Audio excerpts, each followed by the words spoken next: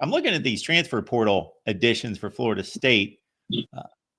If you could pin down one guy that you think is the best addition, is going to be the most impactful, who would that be? That's tough, man. I said it all along, and it was kind of split. We had the conversation here on the show before it even committed. It just seemed like the slam dunk guy was Thomas Castellanos to come run this offense. I think in order to put together the portal class that you did, like the kind of the spoon that stirs the drink, it was Thomas Castellanos. He was the most important one. They got him in there immediately, and then they could start selling to these offensive linemen.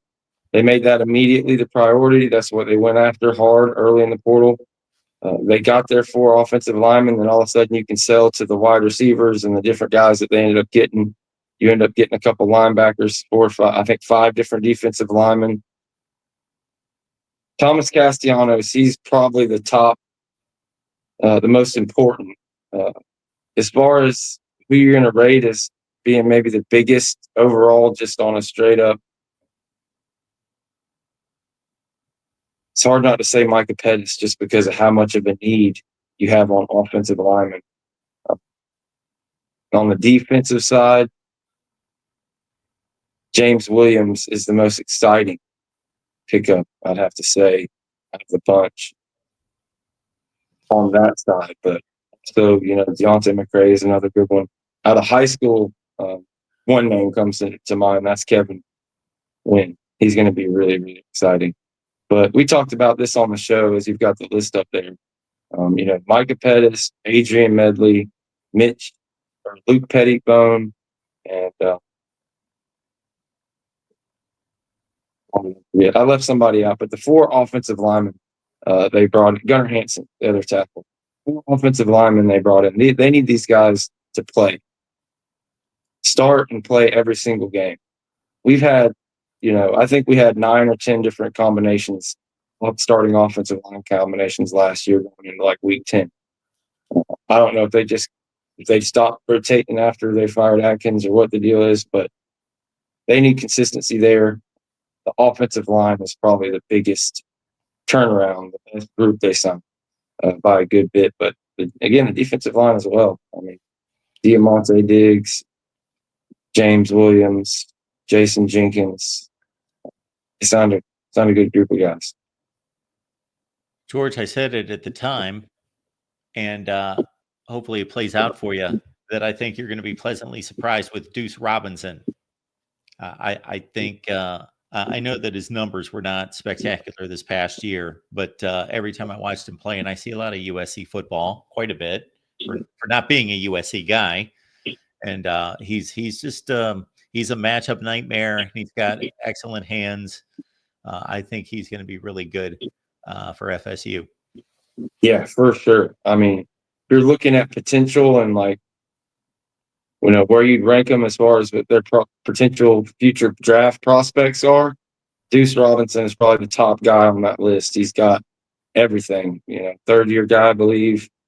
Just came off 395 yards and 5 touchdowns, something like that at USC. Yeah, between him and Squirrel White, if they can block it up and get Thomas Castellanos some time, they both have potential to be major impacts in the offense. And, to go along with Jordan Scott, the JUCO guy that's 6'7", ended up taking Johnny Wilson's number 14 number. Malzahn he really flipped the kind of room and the body types that he needs. You got some big trees out there to do some blocking for the sprint screen and run game. Got your offensive lineman. It's again, like anytime I mention going back to that Alex Atkins tweet, people are like, oh, that's really on the head coach. Everything falls on him and you ought to be criticizing him. It's like, yeah, I did. I criticized them. We went 2-10. When we're talking about these things being good additions and giving FSU a chance, I'm not sitting here saying it's going to be a playoff team or giving Mike a pass. But, we talked about it ad nauseum for 3 months. We criticized everything, how we got here, et cetera. Since he fired the 6 guys or, demoted one, not even demoted, Odell moved on to another position. You get rid of 5 guys and you bring in 6 new guys. Ever since those moves have been made, he's knocked it out of the park. All that's left to do is for him to win. And it's going to be fun talking about. And it's going to be worse than other seasons because we won't even get to see a preview of the spring. We're just going to get kind of reports outside of tour duty, which just started now in spring practice. But they're going to debut this offense, this new offense and defense, August 30th against Alabama. Currently a 1-touchdown dog in that game, that home game against Alabama. Vegas odds recently updated. They have us in the top 20 of national championship odds, which I don't know if that's smart or stupid. They had us ACC title favorites last year, and we all saw how that turned out. But, when I talk to people, take my opinion out of it, what I think, and, my knowledge of the roster and everything. The way these things work, you usually regress somewhere to the mean. So, it's just statistically 2 and 3 or 4 wins are just unlikely this year, guys. So if it happens, I'll be standing on my chair to say it's time to get rid of Mike Norvell and move on to the next. But I think FSU fans are going to be pleasantly surprised with what they get, especially if those 4 offensive linemen can start all year. Thomas Castellanos can stay healthy.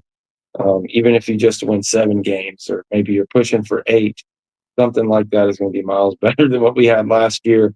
And maybe you can get some momentum like a Michigan or Florida at the end of the year this year and really push for something, a special 26 class. Because that's the thing. If they can win, if they can get this thing pointed in the right direction, this staff is going to be able to sign one hell of a 26 class and maybe you could get something going.